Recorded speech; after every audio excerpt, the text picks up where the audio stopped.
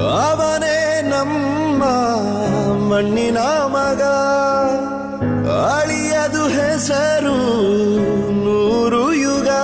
ಜನರೇ ಮೆಚ್ಚಿದ ಬಂಗಾರದ ಮನುಷ್ಯ.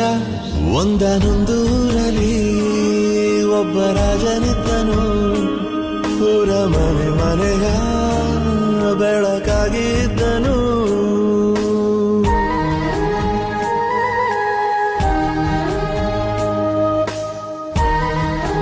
ಇವ್ರ ಬಗ್ಗೆ ಕೇಳೋದಕ್ಕೂ ಒಂದು ಯೋಗ್ಯತೆ ಇರಬೇಕು. ಸಂಬಂಧಿಗಳು ಮೈ ಫುಟ್.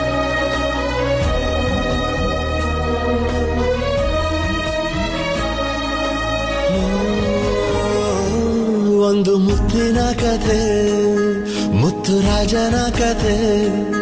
ನೀ ಹೋಗೋ ದಾರಿಗೆ ಹೂ ಬಿತ್ತಿದ ಕಥೆ.